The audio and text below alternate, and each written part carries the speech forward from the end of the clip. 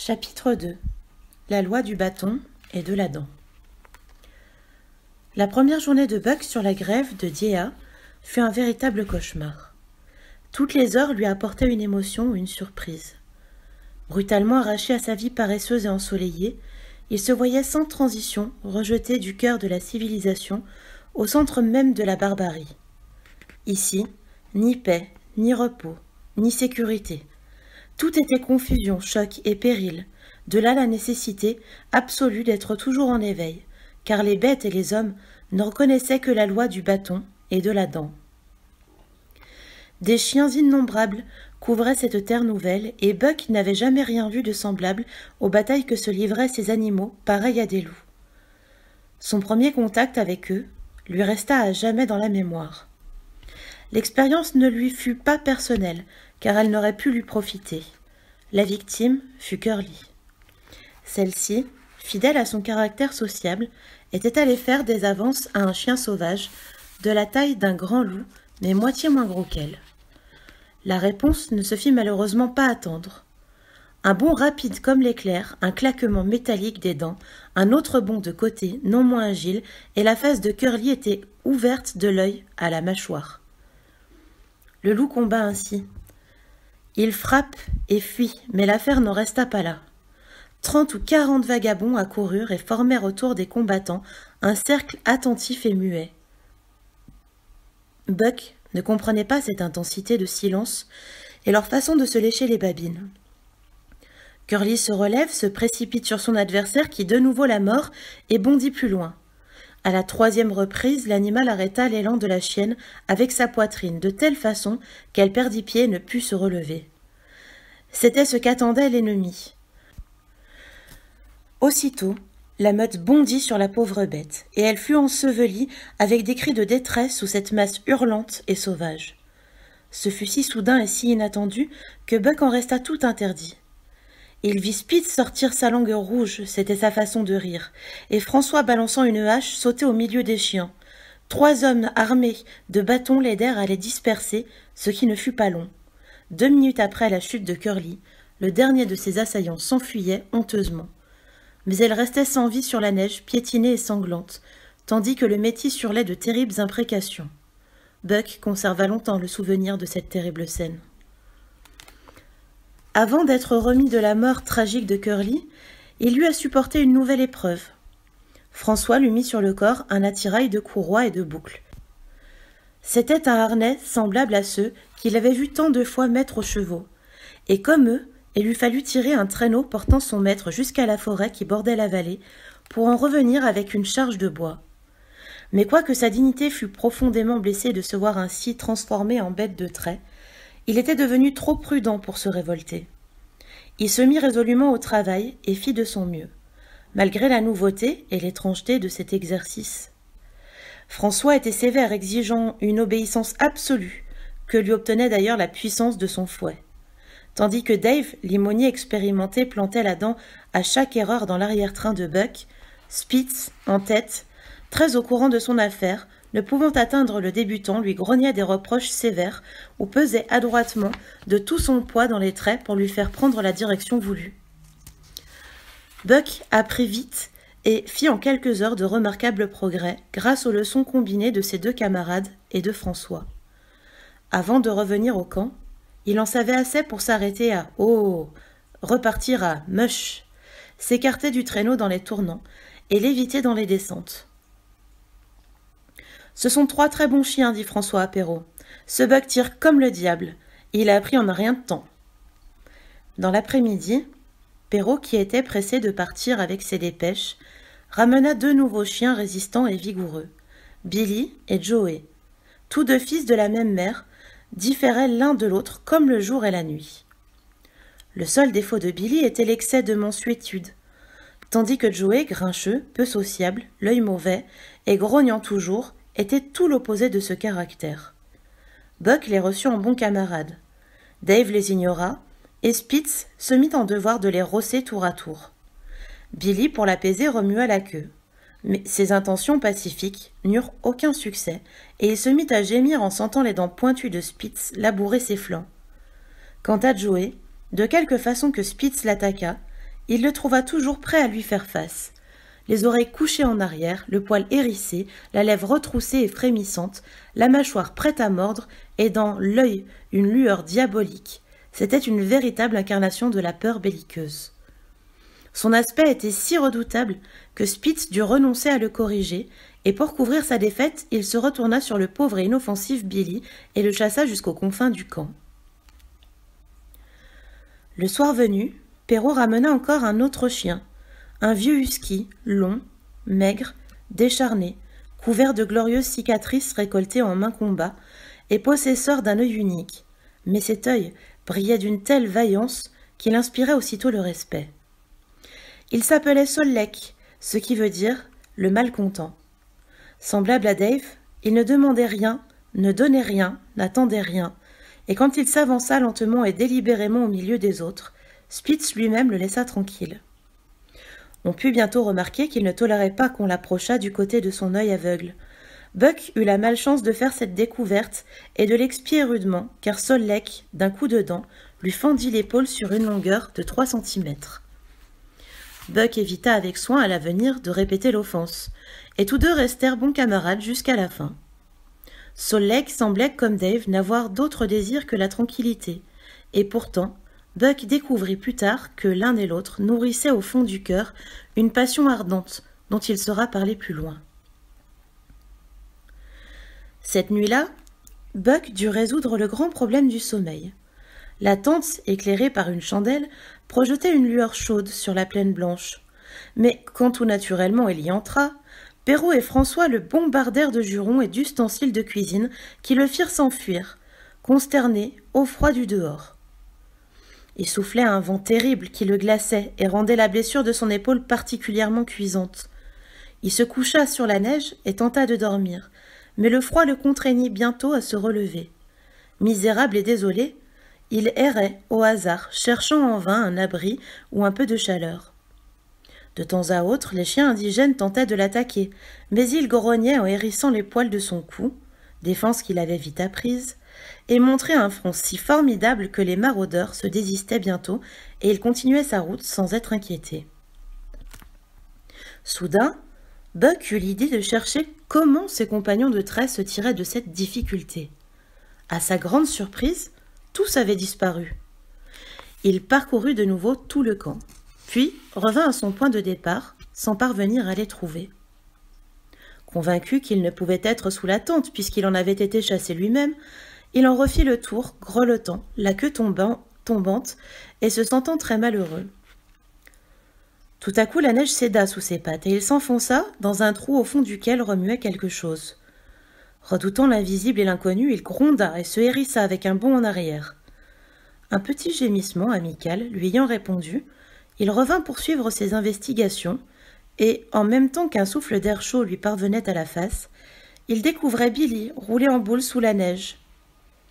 Celui-ci gémit doucement, se mit sur le dos afin de prouver sa bonne volonté et ses intentions pacifiques, et alla même, pour faire la paix, jusqu'à passer sa langue chaude et mouillée sur le museau de l'intrus. Autre leçon pour Buck, qui choisit immédiatement un emplacement, et après beaucoup d'efforts inutiles, parvint à se creuser un trou. En un instant, la chaleur de son corps remplissait ce petit espace, et il trouvait enfin un repos bien gagné. La journée avait été longue et pénible, et son sommeil, quoique profond, fut entremêlé de luttes et de batailles livrées à des ennemis chimériques. Buck n'ouvrit les yeux qu'au bruit du réveil du camp. Il ne comprit pas d'abord en quel lieu il se trouvait. La neige de la nuit l'avait complètement enseveli, et ce mur glacé l'enserrait de toutes parts. La peur le saisit, celle de la bête sauvage prise au piège, indice du retour de sa personnalité à celle de ses ancêtres, car, étant un chien civilisé, trop civilisé peut-être, il ignorait les pièges. Tous les muscles de son corps se contractèrent instinctivement. Les poils de sa tête et de ses épaules se hérissèrent, et avec un hurlement féroce, Buck apparut au grand jour, au milieu de la neige qui volait de toutes parts.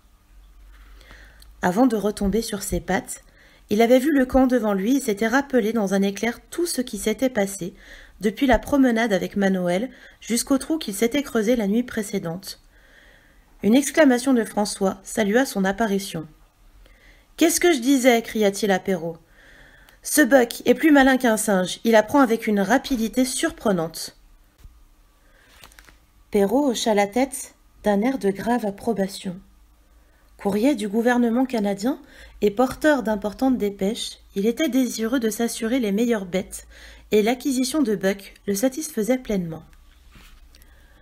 En moins d'1 heure, 3 autres chiens furent ajoutés à l'attelage, formant ainsi un total de 9 animaux.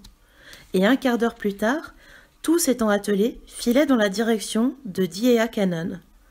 Buck était content de partir, et quoique la tâche fût dure, elle ne lui parut point méprisable. Il fut frappé de l'ardeur qui animait tout l'attelage, et qui le saisit à son tour, mais plus encore du changement de Dave et de Sol Leke que le harnais transformait. Toute leur indifférence avait disparu. Alertes, actifs, désireux que l'ouvrage se fît bien, ils s'irritaient de tout ce qui pouvait les retarder, du moindre désordre ou d'une erreur quelconque. L'expression de leur être semblait se réduire à bien tirer dans les traits, but suprême pour lequel ils vivaient et qui seul pouvait les satisfaire. Dave était limonier du traîneau, devant lui était Buck et le malcontent, le reste venait en file indienne derrière le conducteur Spitz. Buck avait été placé entre Dave et Sol Leke pour parachever son éducation. Quelque bon élève qu'il se montra, il avait encore beaucoup à apprendre, et il acquit beaucoup de ses 2 maîtres qui ne le laissaient jamais longtemps dans l'erreur et appuyaient leurs leçons de leurs dents acérées. Dave était juste et modéré. Il ne mordait jamais Buck sans cause, mais à la moindre faute, il ne manquait pas de le serrer, et comme le fouet de François le secondait toujours, Buck trouva plus profitable de se corriger que de riposter. Pendant une courte halte, s'étant empêtré dans les traits et, par suite ayant retardé le départ de l'attelage, il reçut une correction à la fois de Dave et de Sol Leke. Le désordre qui en résulta fut plus grand encore, mais désormais, Buck évita soigneusement d'emmêler les traits. Et avant la fin du jour, il avait si bien compris son travail que ses camarades cessèrent de le reprendre. Le fouet de François claqua moins souvent, et Perrault lui-même fit à Buck, pendant la halte, l'honneur de lui examiner soigneusement les pattes. Ce fut une rude journée de marche. Ils traversèrent le Cannon, Sheep Camp, les Scales et la limite des bois, franchirent des glaciers et des amas de neige de plusieurs centaines de pieds de profondeur, passèrent enfin le Chicold Divide qui sépare l'eau salée de l'eau fraîche et garde avec un soin jaloux le nord triste et solitaire. La caravane descendit rapidement la chaîne des lacs qui remplissent les cratères de volcans éteints. La soirée était déjà avancée lorsqu'elle s'arrêta dans le vaste camp situé à la tête du lac Bennett, où des milliers de chercheurs d'or construisaient des bateaux en prévision de la fonte des glaces au printemps. Comme la veille, Buck, ayant fait son trou dans la neige, s'y endormit du sommeil du juste pour en être le lendemain, déterré à la nuit noire et reprendre le harnais avec ses compagnons. Ce jour-là, ils firent 40 miles, car la voie était frayée, mais le lendemain, et bien des jours encore, ils durent pour établir leur propre piste, travailler plus dur tout en avançant plus lentement. En général, Perrault précédait l'attelage, tassant la neige avec ses patins pour lui faciliter la route. François maintenait la barre du traîneau et changeait rarement de place avec son compagnon. Perrault était pressé et se targuait de bien connaître la glace, science indispensable, car la couche nouvelle était peu épaisse et, sur l'eau courante, il n'y en avait pas du tout. Pendant de longs jours, Buck tira dans les traits. On levait toujours le camp dans l'obscurité, et les premières lueurs de l'aube retrouvaient les voyageurs en marche, ayant déjà un certain nombre de miles à leur actif. D'habitude aussi, on dressait le camp à la nuit noire. Les chiens recevaient une ration de poisson et se couchaient dans la neige. Buck aurait voulu avoir plus à manger. La livre et demie de saumon séché qui était sa pitance journalière ne semblait pas lui suffire. Il n'avait jamais assez et souffrait sans cesse de la faim. Toutefois, les autres chiens, qui pesaient moins et étaient faits à cette vie, ne recevaient qu'une seule livre de nourriture et se maintenaient en bon état. Buck perdit vite sa délicatesse de goût, fruit de son éducation première. Mangeur friand, il s'aperçut que ceux de ses congénères qui avaient fini les premiers lui volaient le reste de sa ration sans qu'il pût la défendre contre leur entreprise, car tandis qu'il écartait les uns, les autres avaient vite fait de happer le morceau convoité. Pour remédier à cet état de choses, il se mit à manger aussi vite qu'eux, et la faim le poussant, il n'hésita pas à prendre comme eux le bien d'autrui quand l'occasion se présenta.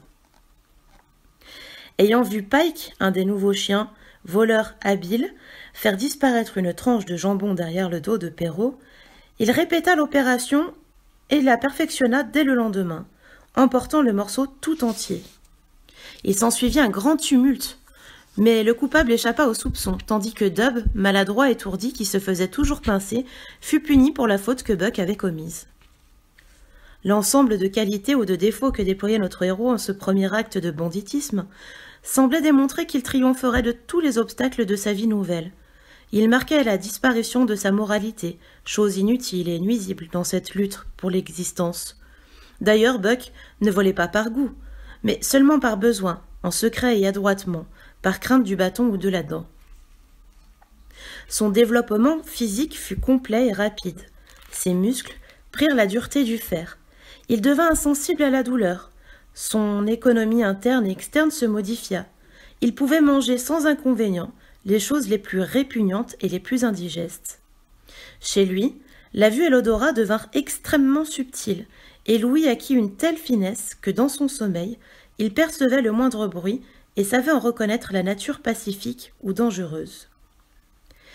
Il apprit à arracher la glace avec ses dents quand elle s'attachait à ses pattes, et quand il avait soif et qu'une croûte épaisse le séparait de l'eau, il savait se dresser pour la casser en retombant avec ses pattes de devant. Sa faculté maîtresse était de sentir le vent et de le prévoir une nuit à l'avance, quelle que fût la tranquillité de l'air. Le soir, quand il creusait son nid, près d'un arbre ou d'un talus, le vent qui survenait ensuite le trouvait chaudement abrité, le dos à la bise. L'expérience ne fut pas son seul maître, car des instincts endormis se réveillèrent en lui, tandis que les générations domestiquées disparaissaient peu à peu.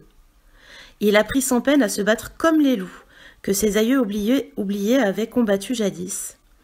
Dans les nuits froides et calmes, quand, levant le nez vers les étoiles, il hurlait longuement, c'étaient ses ancêtres, aujourd'hui cendres et poussières, qui, à travers les siècles, hurlaient en sa personne.